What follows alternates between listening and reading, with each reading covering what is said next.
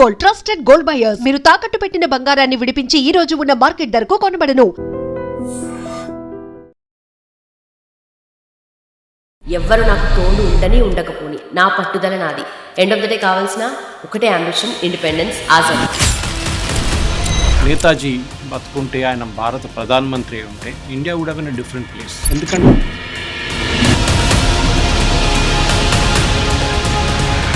Almost వచ్చేసింది independence అన్న టైంలో నడుస్తుంది అదంతా. ఎందుకు ఎవరు సపోర్ట్ చేయలేదు? నేతాజీ ఏం చేసినా కానీ ఇండియన్ నేషనల్ కాంగ్రెస్ ఆయన సపోర్ట్ చేయరు. ఆయనకి నెహ్రూ ఫేవరెట్. నేతాజీ వస్తే ఆయనకు థ్రెట్ లాగా ఉంటుందని చాలా క్లియర్గా తెలిసిపోయింది. పట్టాభి సీతారామయ్య ఓడించడం. నేతాజీ అనే టైటిల్ వచ్చింది ఆయన జర్మనీ చేరుకున్న తర్వాత. నేతాజీ సుభాష్ చంద్రబోస్ని నేతాజీగా పేరు మారిపోయింది. ఒక ఆనరిఫిక్ టైటిల్. జాపనీస్ కూడా బ్రిటిష్ వాళ్ళు నచ్చదు. So they had common enemies. ఇంగ్లీష్లో సుభాష్ చంద్రబోస్ యూజ్ చేసిన టర్మ్ కూడా అదే. Your enemy is my friend. Sir, India నుండి బయటకు వెళ్ళడానికి ఆఫ్ కోర్స్ బ్రిటిష్ రిలేటెడ్ వాళ్ళు స్పైస్ ఉంటారు కాబట్టి ఆ వేషాలు అవన్నీ వేసుకున్నారు. వెళ్ళిన తర్వాత కూడా ఎందుకు కంటిన్యూ చేశారు? This is a question, very interesting question. ఈ క్వశ్చన్ నేతాజీని అడిగారు. ఆయన యూరోప్ చేరుకున్న తర్వాత బ్రిటిష్ స్పెషల్ ఎలీట్ ఫోర్సెస్కి ఒక ఆర్డర్ ఇచ్చారు బ్రిటిష్ గవర్నమెంట్. నేతాజీ సుభాష్ చంద్రబోస్ ఎక్కడ కనిపిస్తే కాల్చి చంపేశారు. సుభాష్ని జర్మన్ సబ్మరీన్ నుంచి జాపనీస్ సబ్మరీన్కి ట్రాన్స్ఫర్ చేస్తారు. చెప్పడానికి చాలా ఈజీ. హై సీస్, వేవ్స్ అయితే 30 ఫీట్ల వేవ్స్ ఉంటుంది. సుభాష్ చంద్రబోస్ ఒక అనౌన్స్మెంట్ చేస్తారు which catches everybody by surprise. అందరు స్టన్ అయిపోతారు, ఈవెన్ టోజో కూడా. 1943 ఇప్పుడు అక్టోబర్ అయింది చూడండి. నేను 1943 డిసెంబర్ 30th లోపల ఇండియా లోపల నా కాలు పెడతాను, ఇండిపెండెంట్ ఇండియాలో. Everybody surprised. హలో సార్, నమస్తే. నమస్తే. Sir, we're celebrating Netaji Subhash Chandra Bose. అయితే ప్రతి స్టేజ్లో, ప్రతి ఫేజ్లో, ఎవ్రీ పాయింట్ ఆఫ్ టైంలో ఎవ్వరు నాకు తోడు ఉండని ఉండకపోని నా పట్టుదల నాది. ఎండ్ ఆఫ్ ద డే కావాల్సిన ఒకటే అంబిషన్, ఇండిపెండెన్స్, ఆజాదీ. సో దాని గురించి ప్రతి చోట ఫైట్ చేస్తూ వచ్చారు. అండ్ హౌస్ అరెస్ట్ తర్వాత డిఫరెంట్ నేషన్స్కి వెళ్ళారు, అక్కడ లీడర్స్ని కలిశారు. దెన్ వాళ్ళ దగ్గర నుండి, అంటే ఎక్స్టర్నల్లీ మనం ట్రై చేద్దాము, వాళ్ళ దగ్గర నుండి మనము బ్రిటిష్ని ఎక్కువ ఇన్ఫ్లుయెన్స్ చేయడానికి ట్రై చేసి వాళ్ళ దగ్గర నుండి మనము ఆ భయం అనేది ఎదుర్కొంటే వాళ్ళు మనల్ని వదిలేసి వెళ్ళిపోతారు అని చెప్పేసి చాలా ట్రై చేశారు. సో హౌస్ అరెస్ట్ తర్వాత అసలు ఇండియా నుండి ఎలా ఎస్కేప్ అయ్యారు అండ్ ఫస్ట్ వెళ్ళిన ప్లేస్ ఏంటి? నేతాజీ గారు ఈ ఎస్కేప్ ప్లాన్ చేసినది ఎప్పుడు 1939లో ప్లాన్ చేశారు. Somewhere in October, November. మనం అనుకుంటాం ఆయన ఎస్కేప్ కన్నా కొంచెం నెలల ముందు, ఒక వారాల ముందు స్టార్ట్ చేసి ఉంటారు. కాదు, ఈ plan it well in advance. అది ఆయన ఒక క్యారెక్టర్. బహుశా నేతాజీ బతుకుంటే, ఆయన భారత ప్రధానమంత్రి ఉంటే India would have been a different place. ఎందుకంటే అంత మెటిక్యులస్గా పనిచేస్తారు. స్టెప్ బై స్టెప్ ఆయన ఏ పని చేసినా కానీ అంత ప్లానింగ్తో చేస్తారు.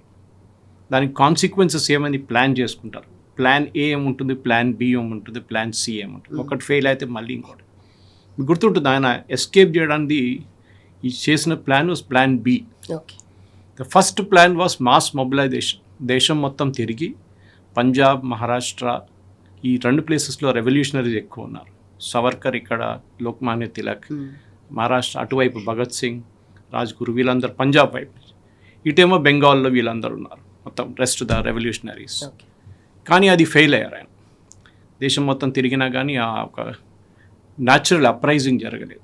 బట్ ఎందుకని సార్ ఆ పాయింట్ ఆఫ్ టైంలోనే ఎక్కువగా పీక్స్లో ఉండాలి కదా, అంటే ఇంకా ఆల్మోస్ట్ వచ్చేసింది ఇండిపెండెన్స్ అన్న టైంలో నడుస్తుంది అదంతా. ఎందుకు ఎవరు సపోర్ట్ చేయలేదంటారు? అంటే అక్కడే డివిజన్ ఉండే కదా. ఇండియన్ నేషనల్ కాంగ్రెస్ నేతాజీతోని స్ప్లిట్ అయ్యారు. నేతాజీ సపరేట్ పార్టీ పెట్టుకున్నారు, ఫార్వర్డ్ బ్లాక్. సో నేతాజీ ఏం చేసినా కానీ ఇండియన్ నేషనల్ కాంగ్రెస్ ఆయన్ని సపోర్ట్ చేయరు. అది చాలా clear. And Gandhiji was dead against Netaji. ఆయనకి నెహ్రూ ఫేవరెట్. నేతాజీ వస్తే ఆయనకు ఒక థ్రెట్ లాగా ఉంటుందని చాలా క్లియర్గా తెలిసిపోయింది. పట్టాభి సీతారామయ్యను ఓడించిన మనిషి నేతాజీ. సో అంత పాపులారిటీ ఉంది పార్టీలోనే. కానీ ఇక్కడ ఉండిపోతే పెద్ద ప్రాబ్లం అని చెప్పి గాంధీ కూడా కంప్లీట్గా నెగ్లెక్ట్ చేయడం మొదలుపెట్టారు. తర్వాత నేతాజీ డిసైడ్ చేసుకున్నారు, నేను ఇక్కడి నుంచి ఇంకో దేశానికి వెళ్ళి వాళ్ళ సహాయం తీసుకొని బ్రిటిష్ వాళ్ళతో పోరాటం చేయాలి. ఆ టైంలో 2-3 దేశాలే దీనికి పాసిబిలిటీస్ ఉన్నాయి. ఒకటి సోవియట్ యూనియన్. సోవియట్ యూనియన్ ఒక anti imperialist government, revolutionary government, communist. రెండోది జర్మనీ, దెన్ అండర్ హిట్లర్. మూడోదేమో Japan under prime minister Tojo. వీళ్ళు ముగ్గురు దగ్గర వెళ్తే నాకు ఏదైనా సహాయం వస్తుంది, దాంతో బ్రిటిష్ వాళ్ళ మీద పోరాటం చేయొచ్చు అని ఒక ప్లాన్ వేసుకున్నారు. ఓకే. అని ప్లాన్ టెస్ట్ కూడా చేశారు చాలా మటుకు. ఎట్లా చేరుకోవాలి రష్యాకి, ఎట్లా చేరుకోవాలి జపాన్కి, ఎట్లా చేరుకోవాలి జర్మనీకి. దీనికి 3 రూట్లు. ఒకటి China you can go, Japan వెళ్ళాలంటే త్రూ సౌత్ ఈస్ట్ ఏషియా వెళ్ళాల్సి వస్తుంది, ఇటువైపు ఏమో జర్మనీ వెళ్ళాలంటే సోవియట్ యూనియన్ వెళ్ళి అక్కడి నుంచి బెర్లిన్కి వెళ్ళాల్సి వస్తుంది.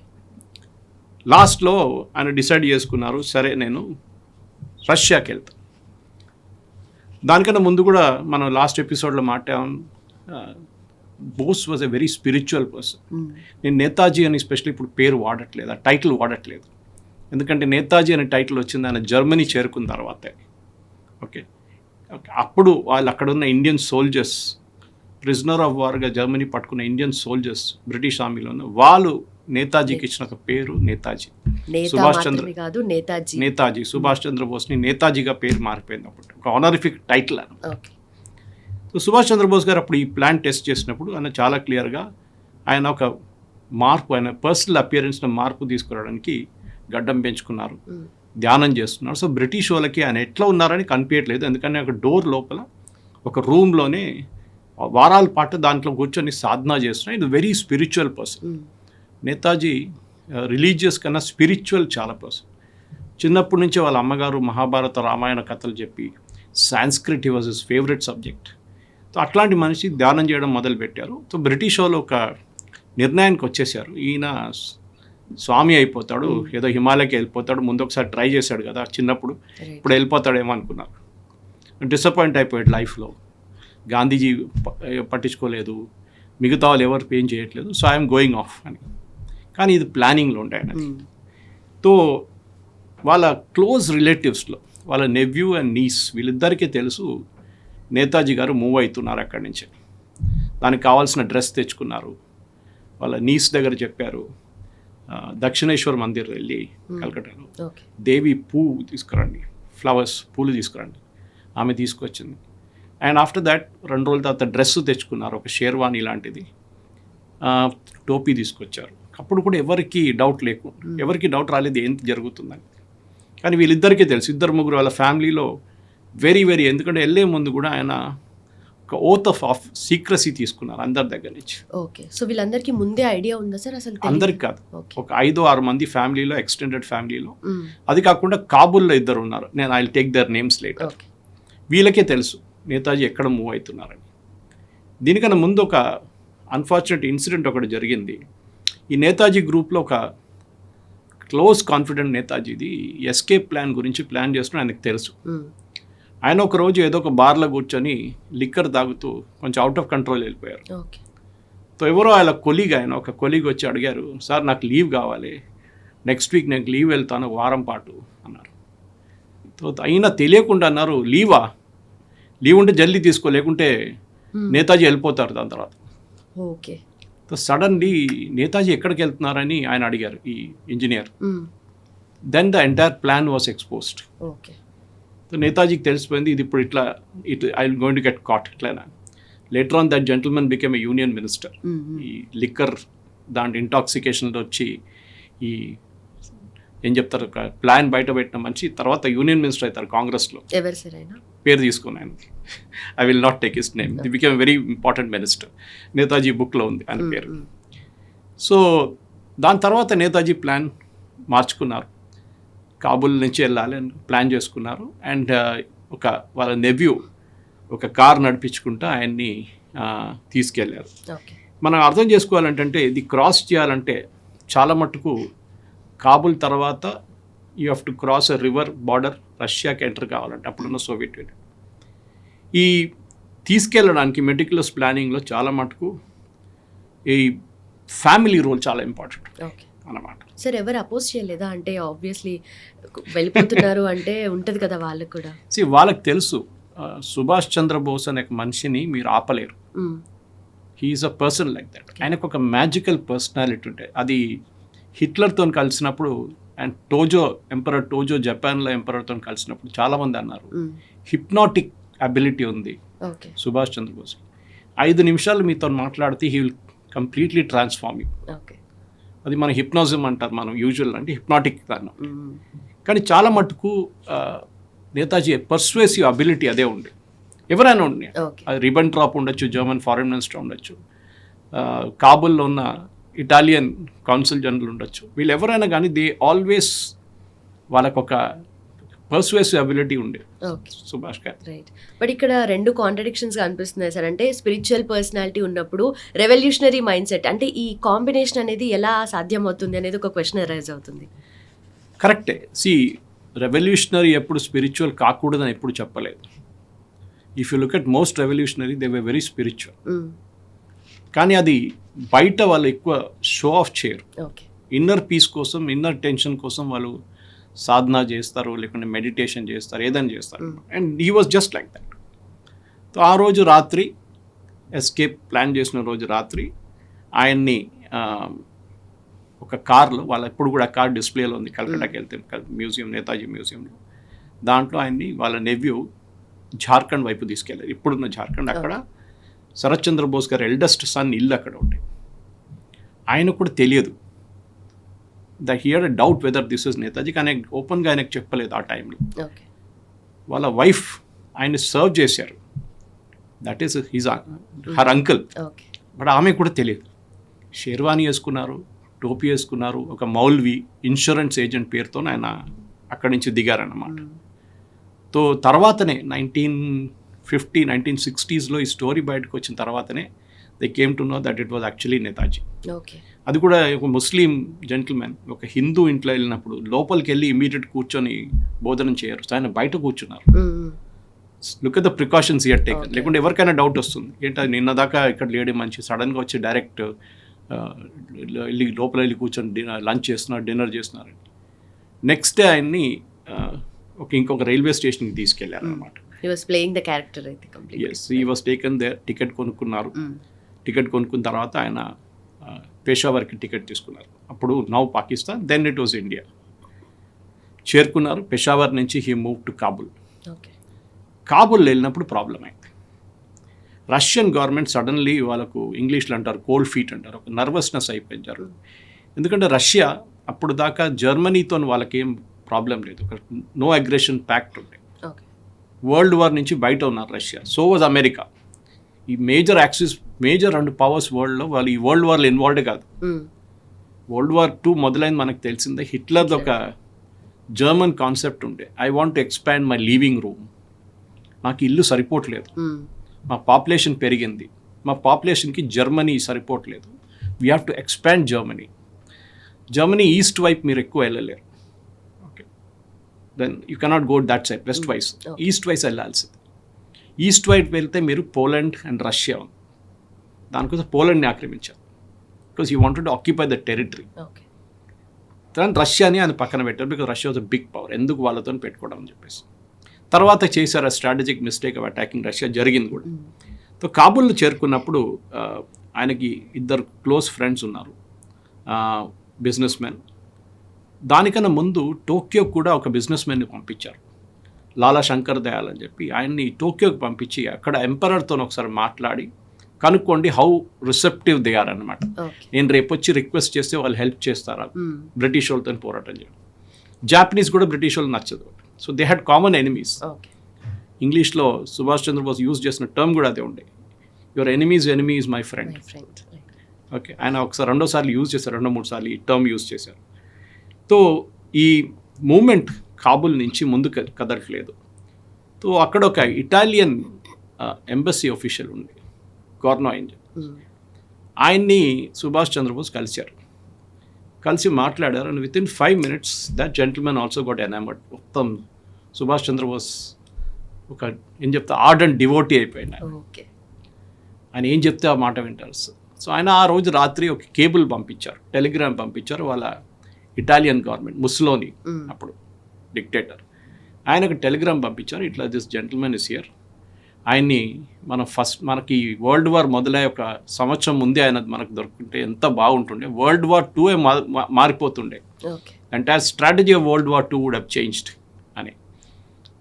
మనం ఆయన్ని డెఫినెట్గా we should give shelter to him. But ఏమర్థమైంది సార్ ఆ గ్యాప్లో? అంటే ఆయన పర్సెప్షన్ కానీ లేదంటే ఏం తెలిసింది దాని గురించి? నేతాజీకి ఒక క్లారిటీ ఉండే, మనం ఇది చేద్దాం ఇది చేద్దాం ఇది చేద్దాం అన్నీ చేద్దాం అని కాదు. He had a very clear plan. Okay, Britain was his enemy number 1. Okay, వీళ్ళని భారతదేశాన్ని తరిమి కొట్టాలి. గాంధీజీ ఏం చేస్తారో చేయనియండి, నేను మిలిటరీ యాక్షన్ తీసుకుంటాను. నా దగ్గర ఆర్మీ లేదు ఇప్పుడు, నా దగ్గర ఉన్నది జర్మన్ ఫోర్సెస్ ఒకటి, ఇటువైపు జాపనీస్ ఫోర్సెస్, అటువైపు సోవియట్స్కి ఇంట్రెస్ట్ లేదు. సోవియట్స్కి ఇంట్రెస్ట్ ఉన్న ఒకటే ఏరియా ఉండే ఆఫ్ఘనిస్తాన్. తర్వాత ఆలోచించండి, ఎన్నో సంవత్సరాల తర్వాత ఆఫ్టర్ 100 odd years ఆఫ్ఘనిస్తాన్ని మళ్ళీ సోవియట్స్ కాన్కర్ చేశారు. దాని తర్వాత జరిగింది అల్ఖైదా, ఐసిస్ అంతా జరుగుతుంది మనకు తెలుసు. సో ఇదొక మేజర్ పాయింట్ ఆఫ్ వ్యూ ఉండే అన్నమాట. సుభాష్ చంద్రబోస్కి మెయిన్ హోప్ ఉండేది జర్మనీ మీద ఉండే, దట్ హిట్లర్ డెఫినెట్గా హెల్ప్ చేస్తారు, హిట్లర్ వచ్చి వాళ్ళ ఆర్మీని పంపిస్తారో లేకుంటే వాళ్ళు ఇండియాకి సపోర్ట్ చేస్తారో, ఇండియాని రికగ్నైజ్ చేస్తారో, ఏదైనా ఒకటి ఇండియన్ ఈ రెవల్యూషనరీ మూమెంట్ని రికగ్నైజ్ చేస్తారు అని చెప్పేసి. సో ఈ మూమెంట్ కాబుల్ నుంచి ముందుకెళ్ళడానికి ఇటాలియన్స్ హెల్ప్ చేశారు. దాని తర్వాత ఆయన మాస్కో చేరుకున్నారు. సోవియట్స్ ఆయన్ని అడ్డుకోలేదు, even though he was not given permission to enter Soviet Union first ప్లేస్లో. కానీ ఒకసారి ఇటాలియన్స్ చెప్పిన తర్వాత సోవియట్ సైడ్ ఓకే ఫైన్, ఆయన వచ్చి ఇక్కడి నుంచి వెళ్ళిపోతారు. వచ్చి అక్కడి నుంచి హీ గోస్ టు బర్లిన్ అనమాట. సో అక్కడ ఉన్నప్పుడు ఈ బిజినెస్ మ్యాన్ ఇద్దరు, ఒకరు ఉత్తమ్ చంద్ మల్హోత్రా అని ఒకరు ఉన్నారు, he was there, then Bhagat he was there, another 2 gentlemen was there అనమాట. వీళ్ళిద్దరూ చాలా మటుకు హెల్ప్ చేశారు, కానీ వాళ్ళకు కూడా తెలియదు దట్ దిస్ ఇస్ నేతాజీ.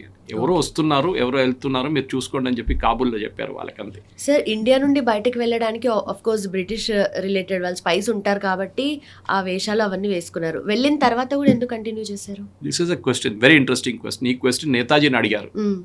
ఆయన యూరోప్ చేరుకున్న తర్వాత ఆయన దగ్గర ఈ క్వశ్చన్ అడిగారు, మీరు ఎట్లా వచ్చారు ఇక్కడికి, మిమ్మల్ని ఎవరెవరు సహాయం చేశారు? Netaji use to always smile. Okay, ఆయన తర్వాత రీజన్ చెప్పారు, నేను మీకు ఇప్పుడు చెప్పేస్తే ఒకటి నన్ను హెల్ప్ చేసిన వాళ్ళు ప్రాబ్లంలు అయిపోతారు, రెండవది నాకు రేపు మళ్ళీ ఇండియా తిరిగి వెళ్ళాలంటే ఇదే రూట్ తీసుకోవాల్సి వస్తుందేమో. Okay, so now I cannot take the, ఒకసారి మీకు చెప్పిన తర్వాత దెన్ ఆ రూట్ క్లోజ్ అయిపోతుంది నాకు.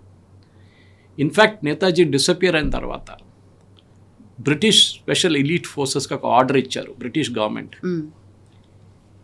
నేతాజీ సుభాష్ చంద్రబోస్ ఎక్కడ కనిపిస్తే కాల్చి చంపేసేయండి, kill. The kill order was given. భారతదేశంలో ఏ పొలిటికల్ లీడర్కి ఆ టైంలో ఎవరి మీద కూడా ఇట్లాంటి ఆర్డర్ లేకుండే, నార్ గాంధీజీ, నార్ నెహ్రూ, నార్ సర్దార్ పటేల్, నార్ మౌలానా అబ్దుల్ కలాం ఆజాద్, ఎవరి మీద ఇంక్లూడింగ్ సవర్కర్ మీద కూడా ఈ ఆర్డర్లు ఇవ్వలేదు. సవర్కర్ని చాలా టార్చర్ చేశారు బ్రిటిష్. కానీ తర్వాత ఆయన హౌస్ అరెస్ట్ పెట్టినప్పుడు బ్రిటిష్ వెరీ కంఫర్టబుల్, ఆయన రత్నగిరిలో హౌస్ అరెస్ట్లో ఉన్నారు, బయటికి రావడానికి. కానీ సుభాష్ చంద్రబోస్ ఎక్కడ వెళ్ళాడో తెలియదు. టోక్యో నుంచి వెళ్ళారా, చైనా నుంచి వెళ్ళారా, సోవియట్ నుంచి యూనియన్ నుంచి వెళ్ళారా, వాళ్ళకి తెలియదు. కానీ ఎక్కడ కనిపించినా కానీ బ్రిటిష్ ఇంటెలిజెన్స్ వాళ్ళు యూరోప్లో he should be killed immediately, అంత భయం ఉండే బ్రిటిష్ వాళ్ళకి సుభాష్ చంద్రబోస్ అంటే. But at the cost of, ఇప్పుడు సుభాష్ చంద్రబోస్ని అలా షూట్ అట్ సైడ్ చేసినా కూడా ఇక్కడ పొలిటికల్ అన్రెస్ట్ కానీ లేదంటే ఇండియాలో కానీ ఎలాంటి అల్లర్లు జరగవు అని అనుకున్నారా వాళ్ళు? ఎందుకంటే ఈయనకు ఆల్రెడీ అపోజిషన్ కూడా చాలా ఎక్కువ ఉంది కదా ఇండియాలో. ఉంది, కానీ సుభాష్ చంద్రబోస్ ప్లాన్ ఏముండే అంటే hit where the British hurts అన్నమాట. బ్రిటిష్ వాళ్ళని వాళ్ళ ఏరియాలు వెళ్ళి వాళ్ళని కొట్టాలి. ఆ టైంలో బ్రిటిష్ వాళ్ళు నాట్ జస్ట్ ఇండియా, మొత్తం సౌత్ ఈస్ట్ ఏషియా వాళ్ళ చేతిలో ఉండే, రైట్ ఫ్రమ్ సింగపూర్, మలేషియా, అటు మలయా, దెన్ సుమాత్రా, ఇటువైపు ఇండోనేషియా, సిలోన్, బర్మా, ఇదంతా బ్రిటిష్ హైరార్కీలో ఉండే అనమాట. సో ఐడియా వాజ్ అటువైపు నుంచి కూడా కొట్టచ్చు, ఇటువైపు నుంచి కూడా కొట్టచ్చు British. So he was a very methodical thinker అన్నమాట. సో ఈ రూట్ తీసుకున్న తర్వాత ఆయన అక్కడ చేరుకున్నారు, బర్లిన్ చేరుకున్న తర్వాత ఆయన జర్మన్ లోవర్ అఫీషియల్ ఒకరిని కలిశారు, ఫారిన్ మినిస్ట్రీలో lower level mid level officer. ఆయన కూడా ఫస్ట్ నేను టైం లేదు అది ఇది అని చెప్పారు. తర్వాత కలిసిన తర్వాత he was very impressed. Immediately ఆయన రిబెంట్రాప్ని ఇన్ఫార్మ్ చేశారు, German foreign minister, who's very powerful man. Right. ఇక్కడ ఇంకొక డౌట్ ఏంటంటే వీళ్ళందరినీ కలిసినప్పుడు నేను సో అండ్ సో పర్సన్ అని ఆయన ఇంట్రడ్యూస్ చేసుకున్నారు కదా, గెటప్ మాత్రం ఆయన ఆల్రెడీ వచ్చిన గెటప్ లోనే ఉన్నారా, లేదంటే నేతాజీగా ట్రాన్స్ఫార్మ్ అయిపోయారు. అయిపోయారు. ఇన్ఫాక్ట్ ఆయన వెళ్ళిన ఒక పేరు కూడా ఉండే ఆయనకి, మౌల్వీ జియావుద్దీన్, ఇన్సూరెన్స్ ఏజెంట్ అని చెప్పి వెళ్ళారు. గడ్డము, టోపీ, షేర్వాని అదంతా వేసుకొని మీరు బర్లిన్లో తిరిగితే ఎవరైనా డౌట్ వస్తుంది. So he changed over into usual thing. ఆయన రౌండ్ గ్లాసెస్ ఉంటుంది. So he became Subhash Chandra Bose అన్నమాట. సో ఈ మూమెంట్లో జర్మనీకి వచ్చిన తర్వాత రిబెంట్రాప్ ఆయన్ని కలిచారన్నమాట. కానీ ఒక డౌట్ ఉండే వాళ్ళకి, what will Netaji offer to Germany? Netaji జర్మనీకి ఏం ఆఫర్ చేస్తారు? ఆయన దగ్గర ఏం లేదు కదా, ఒక ఆర్మీ లేదు, ఒక పొలిటికల్ మూమెంట్ లేదు ఇండియాలో. జర్మనీకి కావాల్సిన సహాయం ఏంటి? రష్యాతో తర్వాత జరిగిన ఫైట్, అప్పుడు ఇంగ్లాండ్తో జరుగుతున్న ఫైట్. దీంట్లో మాకు సహాయం చేస్తారా? మీ దగ్గర 30 ఎయిర్క్రాఫ్ట్లు ఉన్నాయా? మీ దగ్గర 10 సబ్మెరీన్లు ఉన్నాయా? అంటే మాకు పనికి వస్తుంది. మీ దగ్గర ఏం లేదు. You just come like that empty హ్యాండ్స్తో వచ్చారు. మమ్మల్ని మీరు ఏం సహాయం చేస్తారు చెప్పండి. సో అగైన్ ట్రిక్, మన సుభాష్ చంద్రబోస్ పర్సువేషన్ స్కిల్స్. ఆయన ఒక ప్లాన్ రాశారు. రాసి ఈ గేవ్ ఇట్ టు రిబెంట్రాప్. అది చాలా సంవత్సరాలు అది క్లాసిఫైడ్లో ఉండే. ఇప్పుడు జర్మన్ డీక్లాసిఫై చేసినప్పుడు అది బయటకు వచ్చింది. జర్మన్స్ సుభాష్ చంద్రబోస్ని ఎట్లా చూసారంటే, he is a very useful man. జర్మనీకి కావాల్సింది ప్రాపగాండా. బ్రిటిష్ వాళ్ళ వ్యతిరేకంగా ప్రాపగాండా చేయాలి. యుద్ధం వాళ్ళు very good, they were very good in fighting the war. వాళ్ళ దగ్గర వార్ మెషినరీ ఉండే, సబ్మెరీన్స్ ఉండే, ఎయిర్క్రాఫ్ట్ ఉండే, లుఫ్ట్ వాఫే ఉండే, అన్నీ ఉన్నాయి వాళ్ళ దగ్గర, గ్రౌండ్ ఫోర్సెస్ ఉన్నాయి. కానీ వాళ్ళ దగ్గర లేనిది ప్రాపగాండా. అప్పుడు వీళ్ళు సుభాష్ చంద్రబోస్కి ఒక ప్రపోజల్ ఇచ్చారు, we will give you radio stations. Germans వాళ్ళ technology is ahead of time, ఇప్పుడు కూడా ఇప్పటిలాగా రేడియో స్టేషన్ ఇచ్చారు. ఆ రేడియో స్టేషన్స్తోని నేతాజీ ఇండియాకి బ్రాడ్కాస్ట్ మొదలుపెట్టారు. ఇక్కడ కూర్చొని బర్లిన్లో. సో దాన్ని బెంగాలీ భాషలో, in fact they was a gentlemen from Telugu speaking states, Indian ఆర్మీలో ఉండే, ఆయన్ని ప్రిజనర్ ఆఫ్ వార్ తీసుకున్నారు జర్మన్స్. ఆయన్ని తీసుకొచ్చారు. హిందీలో 2-3 మాట్లాడుతూ. సో రోజంతా రేడియో బ్రాడ్కాస్ట్ నడుస్తూనే ఉంటుంది ఇండియాకి. And one of the radio stations was radio Himalaya.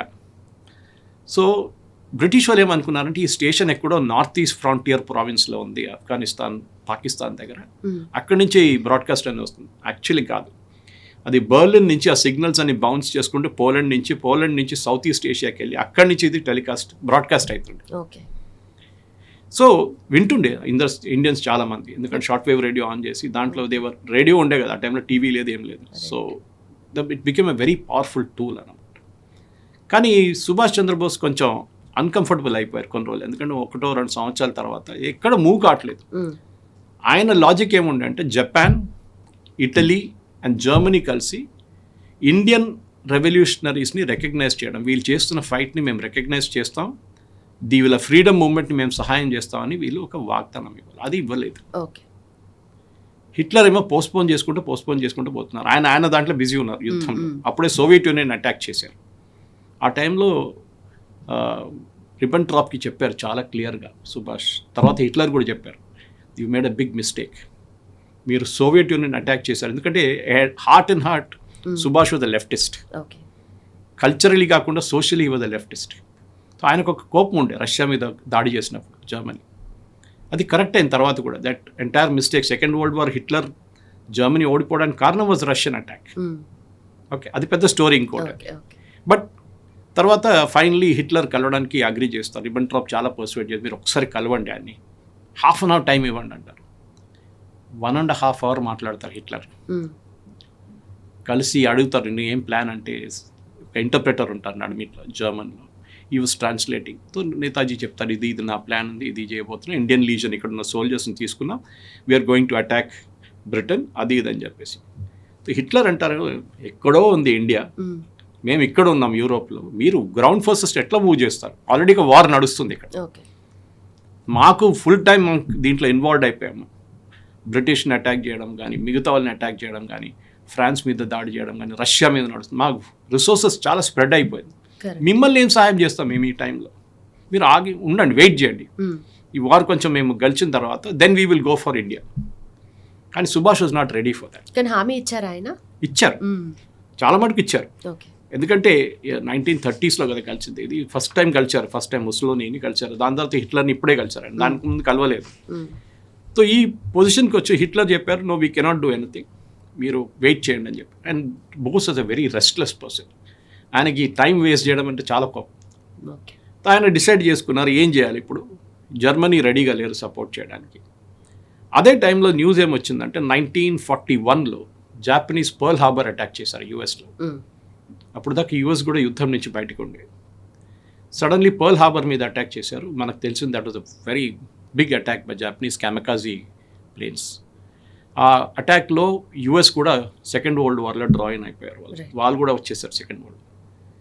Japanese అప్పటి నుంచి స్ట్రెంగ్త్ గెయిన్ చేయడం మొదలుపెట్టారు. వాళ్ళ టార్గెట్ ఏముందంటే బ్రిటిష్ ఆర్మీ సౌత్ ఈస్ట్ ఏషియాలో ఉంది, నేను చెప్పాను చూడు, సింగపూర్ నుంచి బ్యాంకాక్ అంటే థాయిలాండ్ నుంచి బర్మా దాకా ఎంటైర్ దాన్ని బ్రిటిష్ వాళ్ళని అక్కడి నుంచి కొట్టి పంపించడం అని చెప్పేసి. So Japanese started attacking. And అప్పుడు ఒక డిసిషన్ తీసుకున్నారు హిట్లర్ దట్ సుభాష్ చంద్రబోస్ని సౌత్ ఈస్ట్ ఏషియాకి మూవ్ చేయాలి. జాగ్రఫికలీ దగ్గర కదా, ఎక్కడో ఉన్న జర్మనీ, ఇది పక్కన ఉంది. ఓకే, సింగపూర్ తర్వాత బ్యాంకాక్ తర్వాత సుమాత్రా దెన్ ఇండోనేషియా, అట్లనే డైరెక్ట్ బర్మా తర్వాత India. That time Burma was part of India ఆ టైంలో. సో ఆయన సుభాష్ గారిని మూవ్ చేయాలని చెప్పి, నేతాజీని మూవ్ చేయాలని చెప్పి అక్కడున్న ఇండియన్ రెవల్యూషనరీస్ కూడా స్టార్ట్ చేశారు demanding. And one of them was Raj Bihari Bose. ఆయన 1912లో, ఇఫ్ ఐఎమ్ నాట్ మిస్టేక్, 1912లో ఆయన ఇండియా నుంచి పారిపోయారు. It was a moment, I think 1915 ఈ ఫ్లడ్ ఇండియా, ఒక బ్రిటిష్ వాళ్ళ వ్యతిరేకంగా కాన్స్పిరసీ అని చెప్పేసి. ఈ was again one more revolutionary, Subhash లాగానే, భగత్ సింగ్ లాగా, రాజ్గురు, చంద్రశేఖర్ లాగా. He wanted to finish up the Britishers, ఈ యంగ్ బ్లడ్. ఇన్ఫ్యాక్ట్ మీ కల్కటాకి వెళ్తే very famous road call Raj Bihari avenue అని. సో ఫస్ట్ సుభాష్ గారిని ఎట్లా పంపించాలి, నేతాజీని ఎట్లా పంపించాలంటే హిట్లర్ వాళ్ళ జర్మన్ టీం డిసైడ్ చేశారు, ఇటాలియన్స్ చెప్పారు మేము ఒక ప్లేన్ ఇస్తాం, ప్లేన్లో వెళ్ళండి ఇక్కడి నుంచి. కానీ immediately Hitler team shorted down saying ఈ బ్రిటిష్ ఎయిర్ ఫోర్స్ చాలా పవర్ఫుల్గా ఉన్నారు ఈ టైంలో, ఏ ప్లేన్ అయినా జర్మనీ నుంచి ఇటలీ నుంచి టేక్ ఆఫ్ చేసి వాళ్ళు షూట్ డౌన్ చేసేస్తారు దాన్ని, అక్కడే మీ స్టోరీ అయిపోతుంది, మీరు చాలా వాల్యూబుల్ అసెట్. తర్వాత మాట్లాడి జపాన్ దగ్గర చెప్పారు, మీరు పని చేయండి, మీరు సబ్మెరీన్ ఇక్కడ పంపించండి, ఓకే, జర్మనీకి పంపిస్తే మేము ఆయన్ని ఇక్కడి నుంచి పంపిస్తాం మీకు. అది కూడా వీటో చేశారు, ఎందుకంటే ఆ టైంలో ఒక సబ్మెరీన్ జర్నీ వాజ్ 100 రోజులు, మీరు 100 రోజులు తట్టుకోలేరు. And that time was the time since Subhash married. Okay, అదొక సీక్రెట్ మ్యారేజ్ ఉండే. అండ్ దాని తర్వాత యాక్చువల్లీ ఆ అమ్మాయి ఆ సుభాష్ తర్వాత ఫస్ట్ కలిసింది వియన్నాలో, ఆయన ట్రీట్మెంట్కి వెళ్ళినప్పుడు, మీకు గుర్తుంటుంది 1930sలో ఆస్ట్రియా వెళ్ళినప్పుడు, వియన్నా వెళ్ళినప్పుడు అక్కడ కలిశారు. And later on that he came to Germany and they got married. And దాని తర్వాత ఒక అమ్మాయి కూడా పుట్టింది, Anita Pfaff. Now she's in Germany, she's Subhash only daughter. And ఆమె చాలా 2-3 వీక్స్ ఉండే కదా జపాన్కి బయలుదేరినప్పుడు. సో సబ్మెరీన్లో ఫస్ట్ డిసైడ్ చేశారు halfway, Japanese halfway వస్తారు, వీళ్ళు కూడా హాఫ్ వే వెళ్తారు, మెడగాస్కర్ ఆఫ్రికాలో at the bottom of Africa, అక్కడ వీళ్ళిద్దరు కలుస్తారు. సుభాష్ని జర్మన్ సబ్మెరీన్ నుంచి జాపనీస్ సబ్మెరీన్కి ట్రాన్స్ఫర్ చేస్తారు. చెప్పడానికి చాలా ఈజీ, హై సీస్ వేవ్స్ అయితే 30 ఫీట్ల వేవ్స్ ఉంటుంది, దాంట్లో ఒక రబ్బర్ డింగీలో కూర్చోబెట్టి ఈ సబ్మెరీన్ నుంచి ఆ సబ్మెరీన్కి ట్రాన్స్ఫర్ చేయడం చాలా risky. And shark infested zone, మీరు ఆ నీళ్ళలో పడితే అంతే సంగతి, మళ్ళీ మీ హిస్టరీ జాగ్రఫీ అంతా అక్కడే అయిపోతుంది. Anyway made it and finally Sumatra చేరుకున్నారు. సుమాత్రా నుంచి Bose move to Tokyo. Okay, ఆ టైంలో మనం రాజ్ బిహారీ బోస్ ఇండియన్ ఇండిపెండెన్స్ ఒక లీగ్ అని చెప్పి ఫౌండ్ చేశారు ఆయన, మనం చెప్పాను చూడండి. దాని later it became Indian National Army. So Subhash Chandra Bose Indian National Army form చేశారు, ఒక wrong connotation. Actually it is Raj Bihari Bose. In fact 1933లో సింగపూర్లో రాజ్ బిహారీ బోస్ హ్యాండ్ ఓవర్ చేశారు, సేయింగ్ దట్ నాకు ఇంకా హెల్త్ పర్మిట్ చేయట్లేదు and let Subhash take over from here అని చెప్పి సింగపూర్లో ఒక అఫీషియల్ ఫంక్షన్లో పబ్లిక్ల ముందు ఇండియన్స్ ఎక్స్పాట్రియేట్స్ ముందు హ్యాండ్ ఓవర్ చేశారు ఐఎన్ఏ క్రెడెన్షియల్స్ అంతా. సో అప్పుడు ఐఎన్ఏ ఫామ్ చేసినప్పుడు ఐ థింక్ రాజ్ బిహారీ బోస్తో కెప్టెన్ మోహన్ సింగ్ కూడా ఉండే, he was very famous man. And 1943లో ఈ చెప్పినట్ల ఈ ఇన్సిడెంట్ జరిగింది, ఈ హ్యాండ్ ఓవర్ కూడా జరిగింది. బోస్ దాని తర్వాత టోక్యోకి ట్రావెల్ చేశాను చెప్పండి, అక్కడ ఎంపరర్ని కలవాలని డిసైడ్ చేశారు. తర్వాత ప్రైమ్ మినిస్టర్ని కలవదాం అనుకున్నారు. బ్రిటిష్ ఆర్మీ వాళ్ళ ఫస్ట్ టార్గెట్ జాపనీస్ కూడా. ఆ టైంలో Singapore was captured by the British. And సింగపూర్లో ఈ ట్రాన్స్ఫర్ జరిగింది 1933లో ఐఎన్ఏ. సో సుభాష్ తెలిసిపోయింది నాకు జాపనీస్ చాలా పవర్ఫుల్ ఉన్నారు, వీళ్ళ సపోర్ట్ తీసుకుందాం, జర్మన్స్ లాగా కాదు వీళ్ళు, దగ్గర ఉన్నారు, మనకు జాగ్రఫికలీ ఈజీగా ఇండియా రీచ్ అయిపోవచ్చు because Japanese are moving very fast. Sumatra దాకా చేరుకున్నారు అప్పుడు దాకా. అక్కడక్కడ బ్రిటిష్ గవర్నమెంట్స్ అన్నీ పడిపోతున్నాయి, ఒకటి తర్వాత ఒకటి పారిపోతున్నారు బ్రిటిష్ ఇండియా వైపు, బర్మా వైపు పారిపోయి అక్కడి నుంచి ఇండియాకి వెళ్ళిపోతున్నారు. సో ఐఎన్ఏ ఏం చేశారంటే వాళ్ళు డిసైడ్ చేసుకున్నారు వీళ్ళతో కలిసి we will work with the Japanese government. కానీ జాపనీస్కి ఎప్పుడు ఒక డౌట్ ఉండే, వీళ్ళు ఐఎన్ఏ వాళ్ళు దీనికన్నా ముందు కూడా ఫామ్ చేశారు రాష్బిహారీ బోస్లో, వాళ్ళ నడిమిట్లో చాలా డిఫరెన్స్ ఒపీనియన్ వచ్చి కొట్లాడుకొని మొత్తం స్ప్లిట్ అయిపోయారు. సో జాపనీస్ వెరీ అప్సెట్, వాళ్ళు చాలా కోపం వచ్చింది. అండ్ టోజోని కలిసినప్పుడు ప్రైమ్ మినిస్టర్ టోజోని కలిసినప్పుడు ఫస్ట్ టోజో అన్నారు ఐ వోంట్ మీట్ దమ్ అన్నారు, నేను కలవను వీళ్ళని నేతాజీని, ఎందుకు I'm fed up with this fellows, ఎప్పుడు చూసినా కొట్లాడుతుంటారు వీళ్ళందరూ, I don't want meet dum. కానీ వాళ్ళ ఫారిన్ ఆఫీస్ అగైన్ చెప్పారు మీరు ఒకసారి కలవండి, ఓకే కలిస్తే మీకు తెలిసిపోతుంది ఆయన క్లారిటీ ఏముంది, వాళ్ళకి కాదు, ఈయన is a new man, is different. So Tojo again అంటారు నేను 15 నిమిషాలు టైం ఇస్తానంట. That meeting went on for 1.5 hours. Tojo was totally convinced this man is somebody else. మీకు ఏం కావాలని అడిగారు. నేతాజీ చెప్పారు ఈక్వల్ రెస్పెక్ట్, మేము మీ సబ్సిడరీగా పనిచేయాలి. అప్పుడు దాకా INA was a subsidiary of Japanese army, అంటే జాపనీస్ ఆర్మీ కింద పనిచేస్తారు command. Okay captain Mohan Singh వీళ్ళందరూ ఉన్నారు, కానీ సెల్యూట్ కొడుతున్నప్పుడు ఇండియన్ సోల్జర్ ఫస్ట్ సెల్యూట్ కొట్టాలి, అప్పుడు జాపనీస్ వాళ్ళు సెల్యూట్ కొడతారు. When you are equal rank both will salute at the same time, మీరు అబ్జర్వ్ చేయండి. సో ఈ ఇన్సిస్టెడ్ దట్ మేము ఒకటే దాంట్లో పనిచేస్తాం. అండ్ ఇండియన్ ఇండిపెండెన్స్కి మీరు నో సెల్ఫిష్ మోటివ్, రేపు ఇండియా తీసుకున్న తర్వాత మాకు హాఫ్ ఇండియా ఇచ్చేసి అని చెప్పి we will not agree to. రెండవది ఎక్కడెక్కడ మీరు ఇండియన్ ల్యాండ్ మీరు క్యాప్చర్ చేశారో అదంతా మాకు అప్పగించేసారు, అంటే బర్మా అండ్ తర్వాత అండమాన్స్. అప్పుడు దాకా జాపనీస్ రెండు కూడా క్యాప్చర్ చేసుకున్నారు. నేతాజీ దాని తర్వాత టోజో వాజ్ సో ఇంప్రెస్డ్, ఆయన 2 రోజుల తర్వాత నేతాజీని మళ్ళీ పిలిపించారు, చెప్పండి మీ ప్లాన్ ఏంటి, గివ్ మీ అ డీటెయిల్ ప్లాన్. అప్పుడు దాకా డీటెయిల్ ప్లాన్ తయారు చేసుకున్నారు. టోజో ఆయన ఫారెన్ మినిస్టర్, వాళ్ళ అన్ని important ministers, defence chief, air force, navy అందరినీ పిలిపించుకున్నారు. విట్ వాజ్ నెవర్ హ్యాపెన్ అంట హిస్టరీ, ఎందుకంటే వరల్డ్ వార్ నడుస్తుంది ఆ టైంలో. ఇంత ఇంపార్టెంట్ దాంట్లో ఇంత టెన్షన్ టైంలో ఆయన మొత్తం మీటింగ్ పెట్టి full support for INA.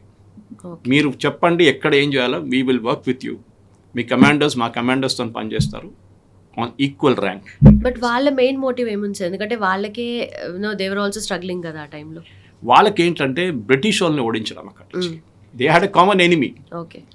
Netaji had a common enemy, Japanese కూడా కామన్ ఎనిమీ ఉండే. బ్రిటిష్ వాళ్ళకి తీసి మొత్తం ఏషియా మేము ఆక్యుపై చేస్తే సౌత్ ఈస్ట్ ఏషియా మా చేతిలో ఉంటుంది, and India is the biggest prize. కానీ ఇండియాలో మేము గెలిచిన తర్వాత సుభాష్కి హ్యాండ్ ఓవర్ చేసేస్తాం, he will form the government. So దీని తర్వాత మనం చూసాం ఈ మూమెంట్లో వీళ్ళు స్టెప్ బై స్టెప్ వెళ్ళి బర్మా దాకా వెళ్తారంట. సో అందరు వెళ్ళిన తర్వాత బర్మాలో అక్కడ ఒక ప్రాబ్లం వస్తుంది వీళ్ళకి. దానికన్నా ముందు మనం తెలిసి ఐఎన్ఏకి ఒక ప్రాబ్లం ఉండే, ఒకటి వాళ్ళ దగ్గర ఎక్కువ మంది లేరు, they had shortage of army people.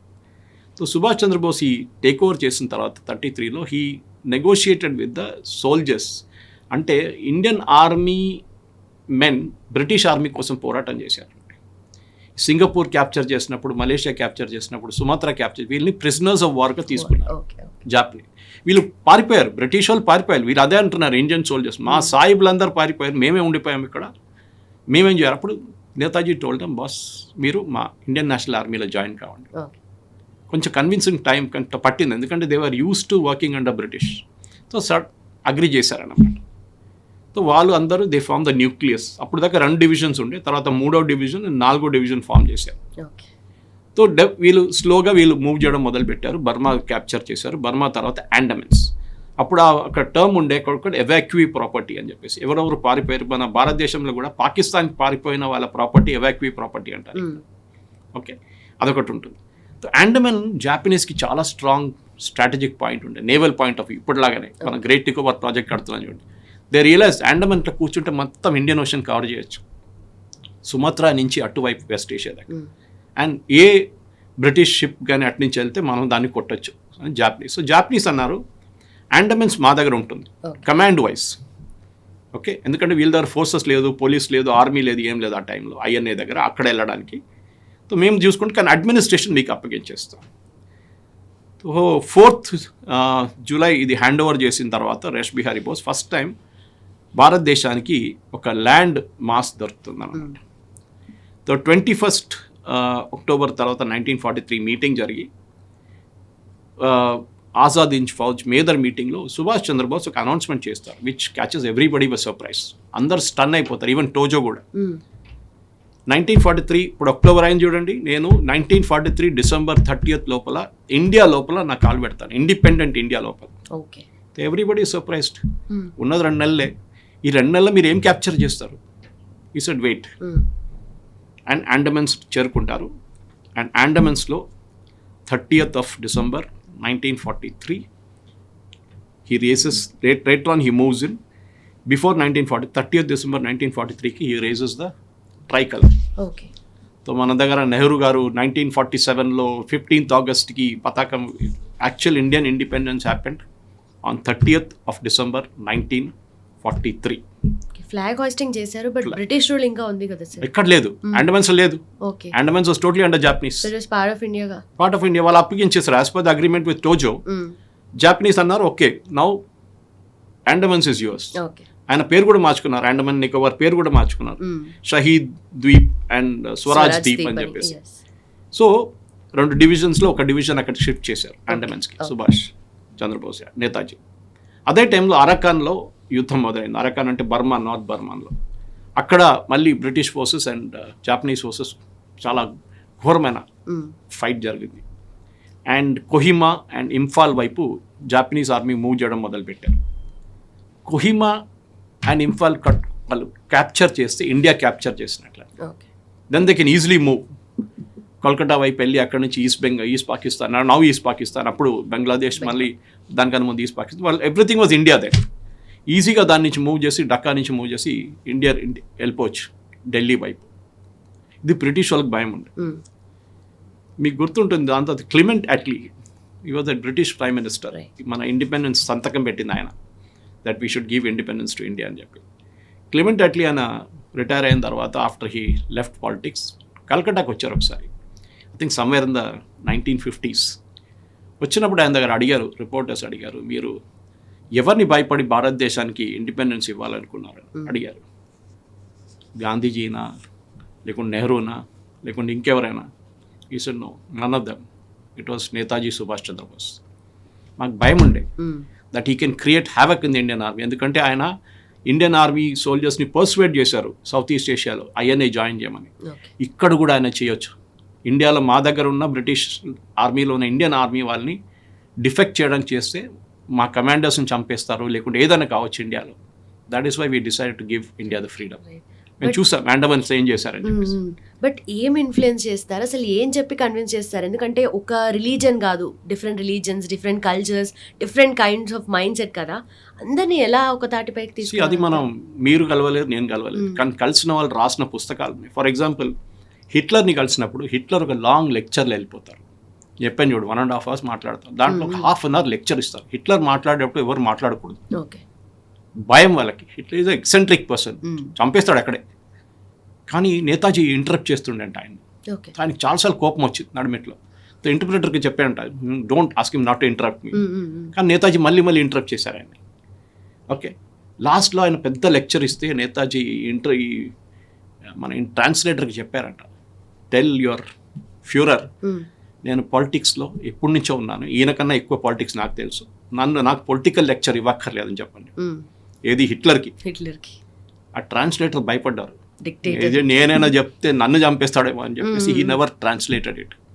తర్వాత that same translator wrote a book, దాంట్లో ఆయన ఈ ఇన్సిడెంట్ మెన్షన్ చేశారు. This man was so head strong, హిట్లర్ని రిప్లై చేస్తున్నారు, హిట్లర్ మొక్క మీద చెప్తున్నారు డైరెక్ట్లీ ఆన్ హిస్ ఫేస్. అది సింపుల్ గట్స్ కాదు. మీరు చిన్న మనుషులు వాళ్ళతో మాట్లాడితే ఇంకోటి, you're standing in Hitler's room and Hitler చెప్తున్నారు, నాకు లెక్చర్ ఇవ్వకండి మీరు, డోంట్ గివ్ మీ లెక్చర్, నాకు తెలుసు పాలిటిక్స్ గురించి అని చెప్పేసి. So that was the power of that man. నేను అదే చెప్తున్నాను. సో ఇమాజిన్ ఆయన మన దేశ ఫస్ట్ ప్రధానమంత్రి అవుతుంటే where would our nation have gone. Anyway దాని తర్వాత మనకు తెలిసిందే మేజర్ ప్రాబ్లం ఏమొచ్చిందంటే అరకాన్ రీజన్లో బర్మాలో వర్షం మొదలైనవి. అండ్ మా సైడ్లో మాన్సూన్ అంటే హారబుల్ ఉంటుంది. మొత్తం ల్యాండ్ స్లైడ్లు, ట్రక్కులు మూవ్ కాదు, మొత్తం మట్టి లోపల వెళ్ళిపోతుంది, మనుషులు నడవలేరు. So the entire Japanese army problem వచ్చేసింది స్ట్రాటజీ వైజ్. వాళ్ళకి సప్లైస్ రావట్లేదు అనుకని army moves on its stomach అంటారు. ఇప్పుడు వాళ్ళకి తిండి పెట్టాలి ఫస్ట్, వాళ్ళకి ఆయుధాలు పట్టాలి, వాళ్ళకి అమ్యునిషన్ పెట్టాలి, ఏం లేకుండా వీళ్ళ దగ్గర. ద ఎంటైర్ జాపనీస్ ఆర్మీకి సుమత్రా నుంచి ఏం రావట్లేదు ముందుకు, రంగూన్ నుంచి మూవ్ కావట్లేదు టువర్డ్స్ కొహిమా అండ్ ఇంఫాల్. దాని తర్వాత ఈ జాపనీస్ ఆర్మీ వాళ్ళ డిఫీట్ స్టార్ట్ అయింది అక్కడి నుంచి. ఆ వర్షం లేకుంటే కానీ అప్పుడు కూడా ఐఎన్ఏ సోల్జర్స్ ఎంటీ స్టమక్ మీద, తిండి లేదు, 4-5 రోజుల నుంచి తినకుండా వాళ్ళు they fought like hell. Battle of the tennis court అని చెప్పి మీకు కొహిమాలో will find this one north ఈస్ట్లో. ఓకే, చాలా this one it was a terrible battle. లాస్ట్లో బ్రిటిష్ వాళ్ళు సరెండర్ చేయడానికి రెడీ అయిపోయారు. బ్రిటిష్ డివిజన్ నార్త్ ఈస్ట్లో ఎస్పెషల్లీ కొహిమా అని ఇంఫాల్లో సరెండర్ చేయడానికి రెడీ అయిపోయారు. కానీ వీళ్ళకి తెలియదు అటువైపు ఏం నడుస్తుందని. అటువైపు తిండి లేదు వాళ్ళ దగ్గర, ఆయుధాలు లేవు, కానీ అప్పుడు కూడా లాస్ట్ అమ్యునిషన్ కూడా కొడుతున్నారు వాళ్ళు. అన్లక్కీలీ ఇండియా కోసం, భారతదేశం కోసం అండ్ ఈవెన్ ఫర్ నేతాజీ, దీని నుంచి 2 ఇండియన్ సోల్జర్స్ వాళ్ళకి ఆకలేసి బ్రిటిష్ వైపు వెళ్ళిపోయారు, అటువైపు ఇండియన్ వైపు వెళ్ళిపోయి అక్కడ చెప్పారంట మాకు తిండి పెట్టండి, మాకు ఆకలితో చస్తున్నాం. వాళ్ళందరూ ఆకలితో చస్తున్నారు అక్కడ. అప్పుడు వీళ్ళనంటే మేము సరెండర్ చేయడానికి రెడీ ఉన్నాం, మీరు సరెండర్ చేయకండి. అక్కడ వాళ్ళ దగ్గర ఏం లేదు, ఆయుధాలు లేవు, తిండి లేవు, ఏం లేవు. That is when the British decided okay ఇంకా. అండ్ బ్రిటిష్ వాళ్ళకి ఆ టైంలో ఎయిర్ సపోర్ట్ ఉండే, సో వాళ్ళకి ఫుడ్ కానీ అమ్యునిషన్ కానీ అన్నీ వస్తున్నాయి వాళ్ళకి. వీళ్ళకి ఏం లేదు ఇటువైపు. Then it was the Japanese withdraw చేయడం మొదలుపెట్టారు రంగూన్ వైపు. చాలామంది చనిపోయారు, 20 నుంచి 30 వేల మంది జాపనీస్ అండ్ ఇండియన్ నేషనల్ ఆర్మీలో ఉన్న కొంతమంది కూడా చనిపోయారు ఆ వెదర్లో. లాస్ట్లో నేతాజీ ఉన్నారు అక్కడ రంగూన్లో. ఈ సెట్ నేతాజీని చెప్పారంటే మీరు రిట్రీట్ చేయండి, మళ్ళీ బ్రిటిష్ వాళ్ళు వస్తున్నారు ఇటువైపు, మిమ్మల్ని క్యాప్చర్ చేస్తారు. నేతాజీ అన్నారంట till the last INA soldier and my Rani Jhansi రెజిమెంట్లో ఉన్న మా రాణీలు తిరిగి రాకుంటే I will not go from here. కూర్చున్నారు అక్కడే, అందరిని విత్డ్రా చేసుకొని సుమాత్రా వైపు, తర్వాత టుక్ దమ్ టు బ్యాంకాక్. అప్పుడు ఆయన హెడ్ క్వార్టర్స్ బ్యాంకాక్లో ఉండే ఈ ఇండియన్ నేషనల్ ఆర్మీది. సింగపూర్ నుంచి బ్యాంకాక్ ట్రాన్స్ఫర్ చేశారు డ్యూరింగ్ ద వార్, యుద్ధం టైంలో. అని అక్కడే బ్యాంకాక్ వచ్చిన తర్వాత ఈయన మళ్ళీ ఏం కానట్లా, యుద్ధం అయిపోయింది, జాపనీస్ సరెండర్ చేయడానికి డిసైడ్ చేశారు, అన్నీ అయిపోయిన తర్వాత ఈ కంటిన్యూడ్. ఆయన క్యాబినెట్ మీటింగ్ పిలిచారు, క్యాబినెట్ మీటింగ్లో కూర్చున్నారు, కల్చరల్ ప్రోగ్రామ్కి వెళ్ళారు, సింగపూర్లో బ్యాంకాక్ వెళ్ళారు, మీటింగ్ నడుస్తున్నాయి, ఆర్మీ ఫార్మేషన్స్, నెక్స్ట్ రిక్రూట్మెంట్. ఏది వాళ్ళు ఓడిపోయారు జాపనీస్, సో వాట్, మనం ఉన్నాం కదా, ఇంకా మనం పోరాటం చేస్తాం వాళ్ళతో, బ్రిటిష్ వాళ్ళతో. అదొక కాన్ఫిడెన్స్ ఉండే. అప్పుడే ఆయనకి మెసేజ్ వచ్చింది దట్ జాపనీస్ వాళ్ళు పిలుస్తున్నారు మిమ్మల్ని, we have to discuss the way forward అని. అప్పుడు దాకా ఆయన ఈవెన్ ఆజాద్ హింద్ బ్యాంక్ అని స్టార్ట్ చేశారు. జర్మన్స్ ఈయనకు డబ్బులు ఇచ్చారు ఈ ఆజాద్ హింద్ ఫౌజ్ స్టార్ట్ చేయడానికి. ఆ డబ్బులు హీ పెయిడ్ బ్యాక్, రిటర్న్ కట్టేశారు ఆ డబ్బులు అని. మేము మీద లోన్ తీసుకున్నాం, లోన్ ఇది మా తీసుకోండి లోన్ అని చెప్పి లోన్ రిటర్న్ చేశారంట. అంటే ట్యాక్స్ కలెక్షన్ చాలా బాగా చేశారు. ఎక్కడెక్కడ ఇండియన్స్ ఉన్నారు ఎక్స్పాట్రియేట్స్, అది ఇండోనేషియా ఉండొచ్చు, మలేషియా ఉండొచ్చు, సింగపూర్ ఉండొచ్చు, బ్యాంకాక్ ఉండొచ్చు, అందరూ వాళ్ళు ట్యాక్స్ కట్టడం మొదలుపెట్టారు ఆజాద్ హింద్ గవర్నమెంట్కి.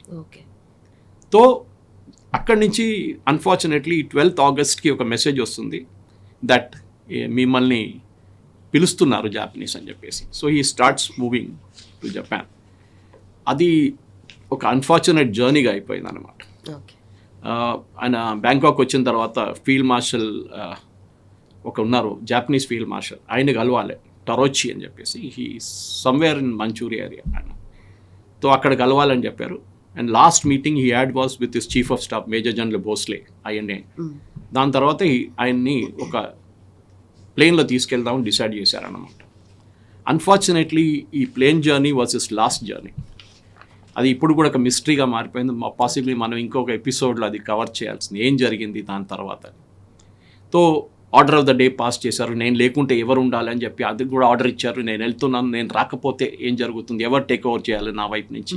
ఈ had some kind of intuition అనుకుంటా, నేను రాను రిటర్న్ అని చెప్పేసి బహుశా.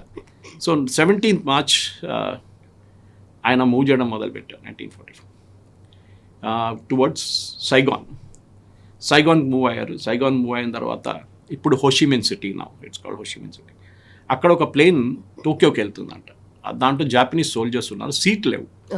ఇట్స్ మిలిటరీ ఎక్కడ అందరు కింద కూర్చుంటారు, సీట్ బెల్ట్ లేదు, సీట్ లేదు, ఏం లేదు. దాంట్లో ఒక్క సీట్ ఉందన్నారు first. Then they said no, 6 సీట్లు కావాలని అడిగారు ఇండియన్ ఐఎన్ఏ వాళ్ళు. తర్వాత 2 సీట్లు ఇచ్చారు. సో నేతాజీ అండ్ వాళ్ళ ఆయన అసిస్టెంట్ ఒకరు ఉన్నారు, వాళ్ళిద్దరూ హబీబుర్ రెహమాన్ అడ్జుటెంట్, వీళ్ళిద్దరూ ఆ ఎయిర్క్రాఫ్ట్లో ఎక్కుతారు. It first goes to Bangkok దగ్గర ఒక స్పాట్ ఉంది, అక్కడికి వెళ్తుంది. అక్కడి నుంచి తైవాన్కి వెళ్తుంది, నౌ టైవాన్. అక్కడ ఒక ½ అన్ అవర్ స్టాప్ తర్వాత టైవాన్ నుంచి ఇట్ స్టార్ట్స్ డిపార్టింగ్ అనమాట. ఆ టైంలో ఒక ప్రొపెల్లర్ పడిపోతుంది, engine, and the aircraft crashes. Adjutant Habibur Rahman ఇచ్చిన టెస్టిమోనీ ప్రకారం నేతాజీ మీద మొత్తం ఆయిల్ అంతా పైనుంచి ఉన్న ఏవియేషన్ ఫ్యూయల్ అంతా పడిపోయింది. దాని అంత పెద్ద ఒక ట్యాంక్ ఉండే ఆయన కూర్చున్న సీట్ పైన. ఆయన డ్రెస్ అంతా కంప్లీట్లీ ATF బర్న్ అయిపోయింది, ఎబెంటో బర్న్ ఫ్యూయల్, కెరోసిన్ లాగా ఉంటుంది. దాని తర్వాత ఫైర్ కూడా స్టార్ట్ అయింది, ఆయన డ్రెస్ మొత్తం ఫైర్ పట్టుకుంది. కానీ అప్పుడు కూడా డ్రెస్ అంతా తీసి ఆయన బయటికి తీసుకెళ్లారు. But he had a deep cut on his head అంట. దాని తర్వాత హాస్పిటల్ తీసుకెళ్లారు. ఆ రోజు సాయంత్రం he died of shock from the burns. ఇది ఒఫిషియల్ హిస్టరీ. ఇది ఎవరు డిక్లేర్ చేశారు? 18th ఆగస్ట్కి డిక్లేర్ చేశారు Japanese. Okay, but we never know the truth. 1945 ఏం జరిగింది, ఎందుకు జరిగింది, దీని తర్వాత ఎంక్వైరీ కమిషన్స్ కూర్చున్నారు. కానీ వాట్ ఫైనలీ హ్యాపెండ్ అని ఇవాళ దాకా ఒక క్లారిటీ లేదు. దాని తర్వాత ఆయన బాడీ క్రిమేట్ చేసి యాషెస్ని జపాన్లో ఒక టెంపుల్లో ఉంచారు. అది ఇప్పుడు కూడా అక్కడ ఉంది. And Bose's daughter has been demanding that మీరు 1945లో జరిగింది కదా, that you bring back the ashes to India. దాని DNA శాంప్లింగ్ కూడా చేశారు యాషెస్ది. కూతురు ఉంది కదా, కూతురుతో DNA శాంప్లింగ్ చేశారు. కానీ ఆ రిజల్ట్ ఇవాళ దాకా డిక్లేర్ చేయలేదు. 2 ఎంక్వైరీ కమిషన్స్ కూర్చున్నారు. ఇద్దరు ఎయిర్ క్రాష్ కరెక్ట్ అని చెప్తున్నారు. కానీ అక్కడున్న లోకల్ తైవానీస్ న్యూస్ పేపర్లో ఎక్కడ ఒక ఎయిర్ క్రాష్ జరిగినట్లు రికార్డ్ లేదు. టేక్ ఆఫ్ చేసిన ప్లేన్ చేరుకుందనే న్యూస్ ఉంది, క్రాష్ కాలేదని తైవాన్ ఎయిర్పోర్ట్ రికార్డ్స్లో, అక్కడున్న టైపే రికార్డ్స్లో. మళ్ళీ ఎక్కడ క్రాష్ అయింది, ఏం క్రాష్ అయింది? సుభాష్ గారిని సీన్ నుంచి తీసేశారా కంప్లీట్గా? కొన్ని రూమర్స్ ఉంది ఆయన సోవియట్ యూనియన్కి పంపించారు మన ఇండియన్ ఆఫీషియల్స్, ఆయన తిరిగి ఇండియాకి వస్తే ప్రాబ్లం అవుతుందని చెప్పి మన దగ్గర ఉన్న కొంత political leaders, Indian political leaders ఆయన్ని సోవియట్ యూనియన్ రిక్వెస్ట్ చేసి ఆయన అక్కడ జైలు వేసి లాస్ట్ అక్కడే చనిపోయారని ఒక న్యూస్. అదైనా తెలుస్తుంది కదా తర్వాత ఎక్కడ నుండైనా. కాదు, ఇంకొకరు అంటారు కాదని తిరిగి వచ్చి ఇండియాలో ఒక స్వామిగా గుమ్నామీ బాబా అని చెప్పి బాబాగా ఉన్నారు. ఇది చాలా మటుకు ఇట్లాంటి థియరీస్ ఉన్నాయి. అండ్ చంద్రచూడ్ ఘోష్, అనూజ్ ధర్, శ్రీజిత్ పనికర్ వీళ్ళు చేసిన స్టడీలో కూడా చాలా క్లియర్గా ఈ క్రాష్ జరగలేదు, నెవర్ హ్యాపెండ్. ఒక స్టోరీ బిల్డప్ చేశారు.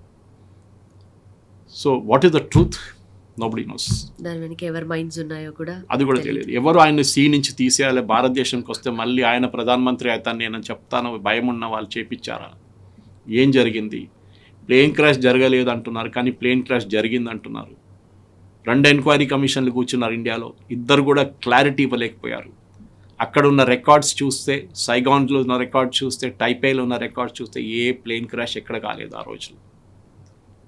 What is the real story మనకు తెలియదు. కానీ వన్ రిమార్కబుల్ ఇండివిజువల్, అంటే హిస్టరీలో అట్లాంటి చాలా తక్కువ మంది ఉంటారు who can change the world అంటారు చూడండి. దాంట్లో ఒక గట్స్తోని నేను పోరాటం చేస్తాను, బ్రిటిష్ వాళ్ళని ఇక్కడ ఓడిస్తాను.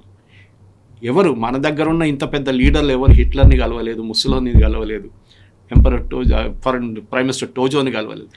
ఈయన కలిశారు. He met every top leader in Europe ఆ టైంలో. ఫస్ట్ 1930s తర్వాత ఆయన వెళ్ళినప్పుడు ఆఫ్టర్ ఎస్కేప్.